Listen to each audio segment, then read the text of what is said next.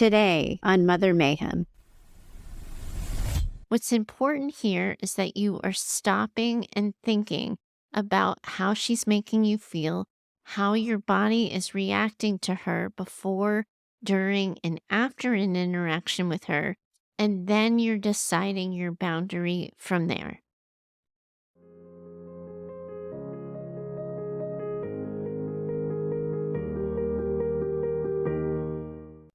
Welcome back to Mother Mayhem, the Narcissistic Abuse Recovery Podcast for Daughters. I'm your host, Heather Gray, and today I get to introduce you to Haley. Do any of you guys know the actress Haley Mills from the old Disney movies? I'm probably dating myself more and more with each passing episode as I name our listeners. But I loved all of the Haley Mills movies when I was a kid. Something made me think of her recently and how the Haley Mills movies were something I binged on before binging was a thing. So, Haley, our podcast listener, you are being named Haley. The actress kept me company when I was a kid with her movies, and you have been such a good friend of the show. I thought it was appropriate. So here's Haley with her question, and I'm going to find you guys on the other side. Hi, Heather. Just a suggestion. I would love to hear a discussion on the podcast about low contact and how to approach that. There's a lot of talk about no contact, but what about low contact? What happens when mom wants to talk or maybe even asks where you've been? I moved across the country to get away, and as I'm learning more about how she is, thanks to you, I know that I really don't want to be in close contact. I decided to stop calling my parents because I was the only one that ever reached out. I got tired of having that responsibility fall on me and also got tired of their political comments and opinions, which are the polar opposite of mine. I frequently have to shut them down when they make those kinds of comments. They don't really ask what's going on in our lives, how we are, or what's new. It's a transactional and superficial relationship about weather and their dogs. But the other day, my mom reached out and texted me to ask, let me know when a good time to chat is. I wanted to respond and say never, but I knew there was no way out of it. I tried to keep the conversation short and not provide very much ammunition in the way of details. Just wondering if there are other strategies or ways of handling and implementing this. Thanks for your time. Haley, I am really so glad you brought this up. You're right. We don't actually talk about low contact on the show. And to be honest, I almost find myself feeling a little bit nervous about talking about it now. Those of you who've been listening to the show for a while now know that one of the reasons I did this show in the first place is because I got tired of the my way or the highway advice that is given out about narcissistic abuse recovery. I've always been limited to two things. First, they like to go on and on about all the awful things that narcissists do and all the ways that they manipulate you. Things like that make for some good clickbait, after all. Then they go on to pushing no contact, and they simply say that no contact is the only option. And I hope by now that you know my stance on this.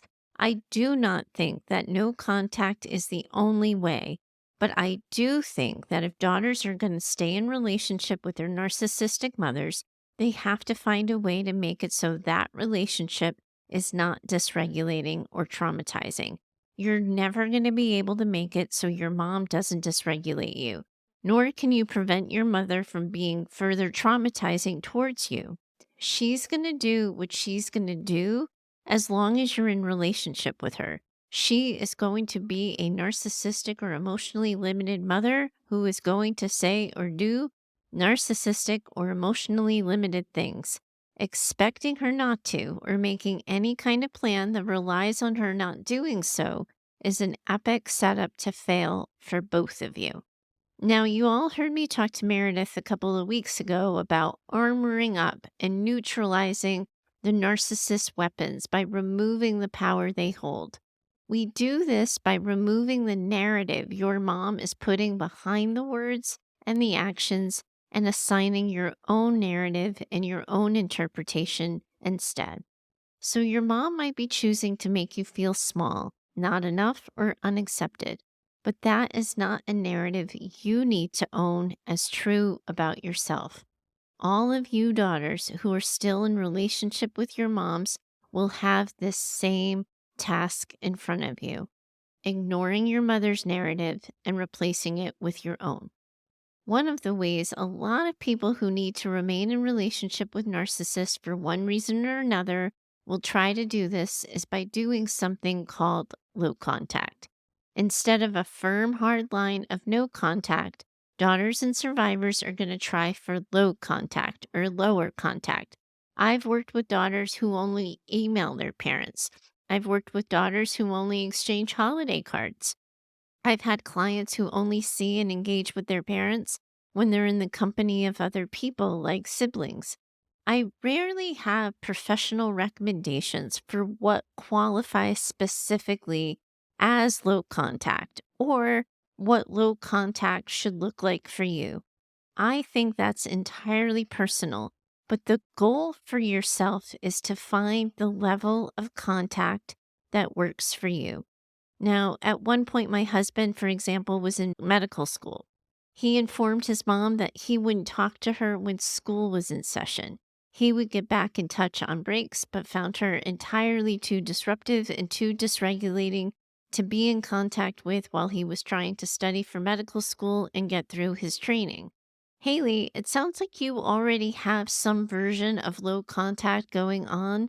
So please allow me to walk through for a second for the other listeners on how they might think about this and decide whether or not this is something they want for themselves.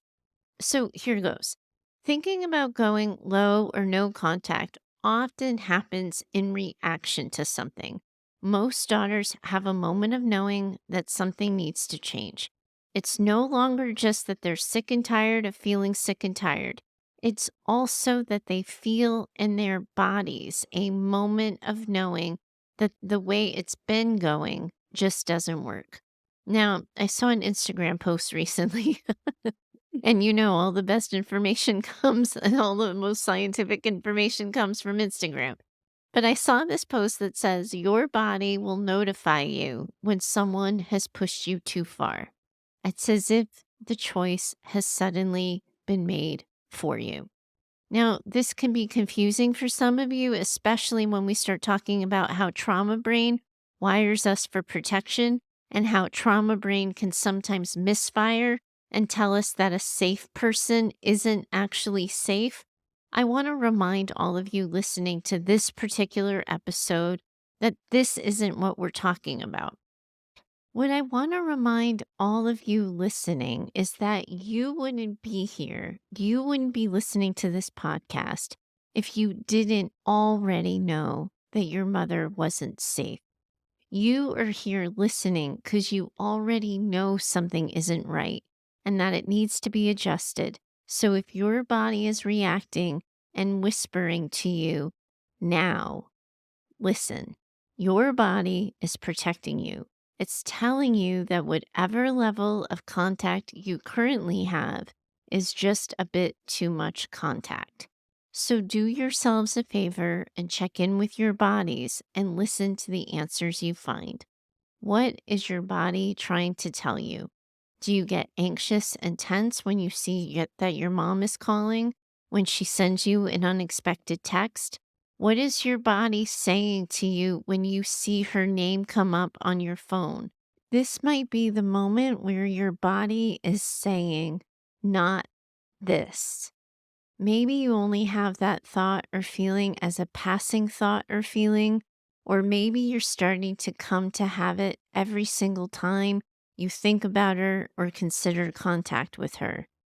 One of the things that got really confusing for my own husband is that once he had me in his life, his mom actually didn't dysregulate him as much as she had used to because he had me validating that she was crazy. So some of you might find that you're okay as long as you have siblings with you or have your partners with you. When sometimes it feels okay to be in contact with your mom, and other times it doesn't feel okay, it can be really hard and confusing to know what your own hard line is. Deciding what your boundary is and what it's going to be might take some time. You might have to try a few different things before you land anywhere. We used to see, for example, my husband's mother on Christmas Eve. but she created such a shit show one year that we decided that the week before would be better for us. And we started to see her either the week before or after instead. It's easy to think that low contact should be that kind of a hard line. And for some of you, it's going to be. Others, you might be deciding your boundary or your limit based on your current energy level at the time, what else is going on, and what other competing pulls for your attention might be. You might also find that sometimes she's more triggering for you than she is at others. What's important here is that you are stopping and thinking about how she's making you feel, how your body is reacting to her before, during, and after an interaction with her, and then you're deciding your boundary from there. This means, my friends, that all of you have to start working on a version of stop and think. Your moms are masters at getting you in a cornered position, making you think that you have to answer immediately, and creating scenarios where saying yes to her feels like the only option. However, a yes before you've thought it through usually does lead to a world of hurt and regret. So I would encourage you to get used to saying different versions of, I will need to think about that. You guys need your stop and think time to zoom out that lens to consider what you're willing to say yes to and to work through how you're going to communicate that limit or boundary. Backed up against a wall, you're usually going to find it easier to acquiesce, but with some distance and some time to take a beat and take a breath, what you're willing to do will usually find its way to you. She, of course, is likely to challenge you. She might say something, for example, like, I can't imagine what there is to think about. I only asked you for a cup of coffee. But still, if you can get used to stopping and thinking and ignoring her upset at you taking stop and think time, you're largely going to be setting yourself up for more success. So anticipate it. Anticipate that she's not going to understand your need for stop and think time. Anticipate that she might mock you, she might be disgruntled, or she might try to make you feel guilty. Once you already know how someone is going to act or how someone is going to be, and you haven't even participated in that conversation, you can remind yourselves that it can't possibly be about you. As much as you can ignore or disconnect from her nonsense, the better. I know you don't get it, Mom. That's okay. What I would like for you to consider doing is something like this. Mom, I know you want an immediate yes to this. I can't offer you one. If you absolutely need a yes right now, I need to decline, and perhaps we can try for next time. If she pushes you, if she pressures you, manipulates you, she gets a no. Now, that might make you throw up a little bit in your mouth. I know that can be really nerve wracking to think about. You might feel like you can't do that. But that, my friends, is the moment when the boundary you've set is getting crossed. And if you allow it to be crossed, you are going to feel it in your bodies and you will likely experience that as dysregulating. In order to avoid dysregulation, you need to know and own that you have control over your time, your physical boundaries, your emotional boundaries, your time boundaries, and your financial boundaries. So, for the sake of being more regulated, you have to allow yourselves that stop and think time so you can consciously choose what works for you. Then, once you do have that stop and think time, you can think about how you want to communicate your boundary, your limit, or your decision. And I would keep it super simple and direct. This is what I can do. This is what I can't. If you're asked why, if she starts a debate, if she presses you on it, I would encourage you to lean on, I have decided XYZ. So, in your example, Haley, when she asks you when you're free to talk, you can answer her directly with a date and time that works for you. If you aren't in a space where you want to talk to her, you can let her know that you're busy for the next few weeks, but you will reach out when something opens up. You guys already know this, of course, but most likely moms are going to challenge you on that. So if you're like Haley, where contact is pretty minimal, I would just acknowledge the elephant in the room. I know you wish we talked more often, but that isn't the kind of relationship we have, and I'm not looking for a different kind of one. So many times the boundary conversations feel like they get all tangled up in the why conversations. So before you tell your parents you only want to talk to them once a month, it feels like you have to tell them all the reasons why you have the boundaries, all the ways they've failed you, all the ways they've hurt you, and all the ways they've contributed to why this is true.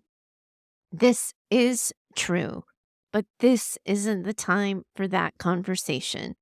I have found what works best for me. I have found what I prefer. I have found, etc., etc. Just name the decision. You don't have to name the why. Some of you may find yourselves moving from more regular contact to low contact, and making that change can be and feel hard and weird to communicate. So just state the obvious. We've been fighting a lot, Mom, or you've been displeased with our relationship for a while, so I think we need to make a change. Now, pay attention, all of you, to what it is I'm doing here. I'm making it sentences. Narcissists and emotionally limited people aren't capable of that conversation that so many of you are craving, and frankly, you all deserve. Remember, they have broken lenses. They're never going to see themselves or your relationships with them as you see them.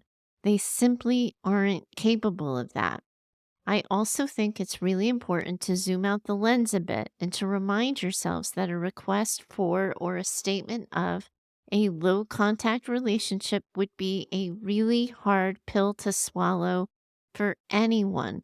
Think of it for a second. What would it be like for you if someone were to ask you for a lower contact relationship? If they said they wanted less time, less connection, less sort of availability with you? You could be totally capable of receiving a boundary like that, and still you are going to feel the sting. Hearing that can hurt. So remember what we know about your moms.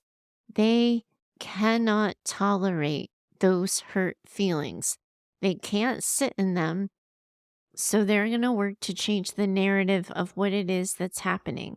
I tell you this not to make you feel bad about setting the boundary or to leave you second guessing as to whether or not you should, but to remind you that you cannot expect your mom to seamlessly accept your boundary. It isn't a realistic expectation. If she could smile and nod and communicate understanding, in all likelihood, she wouldn't be a narcissist. So, given that, your boundaries have to be clean and they have to be direct. And if your moms argue with you, you say, I know this isn't what you want. Would you rather not? Be okay with them answering that with a yes. Be okay with them going silent on you. They will likely make you the unacceptable one, so anticipate that. Get ahead of it and simply say, I understand or I accept that. Remember what I've said so many times on the show before. There is no perfect script for delivering a boundary that is going to guarantee you that your moms will hear you, accept you, and agree with you. That isn't the purpose of the boundary. So you have to keep it simple, clean, and direct. If they push you away, if they increase the distance, let them. In doing that, your moms are showing you what they are and aren't capable of. So it is really best to take them at their word and agree. And of course, so many of you have moms who quickly escalate when you try to disconnect. They'll bait you, they'll mock you, they'll challenge you, they'll guilt trip you. Just ignore it, because in those moments, you have one of two choices. You either put up or you shut up. You'll either be in the relationship or out. And odds are that's an impossible choice when the pressure is that high. Odds are you'll be removing yourselves from the conversation by using that stop and think technique. Now, Haley and everyone listening, I know I haven't covered every scenario here. Hopefully, I've taught all of you how you might be thinking about making this decision, how you might consider it for yourselves, and how you might communicate it. But I know I didn't cover this topic nearly enough. However, listing off hypotheticals that you might encounter also feels a little bit feeble. So, this is how I want to do this. If you are sitting here listening to me and saying, well, what do we do about XYZ? What about when my mom ABC?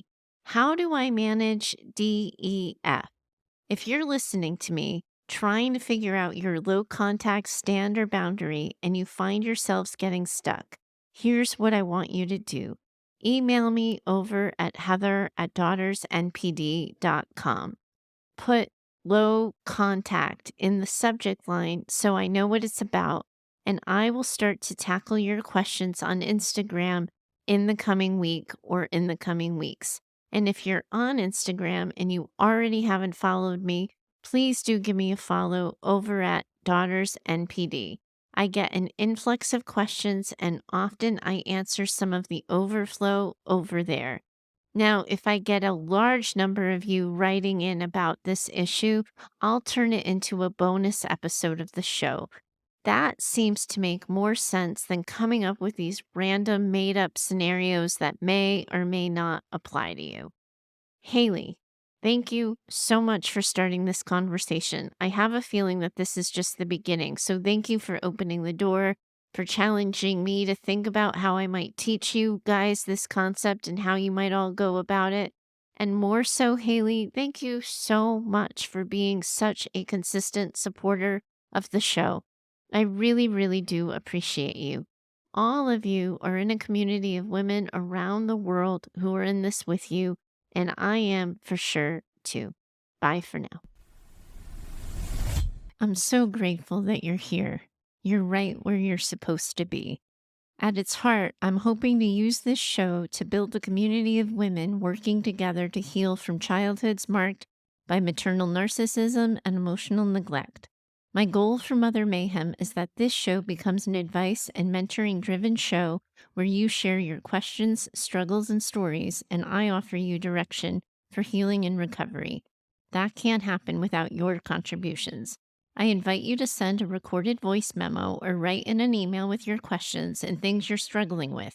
You can always find me over at heather@daughtersnpd.com. To connect further, I invite you to find me over at Instagram and occasionally on TikTok at DaughtersNPD. If you know another woman who needs this conversation in her life, I'm going to ask that you share the show with her. You can help me get the word out with your reviews and social shares of the show, and I hope you'll consider doing so. Special thanks to Heather Clark for editing this show. She's in my head and knows what I meant to say when the words come out backwards. Thanks for your time today. I'm always in it with you. Bye for now.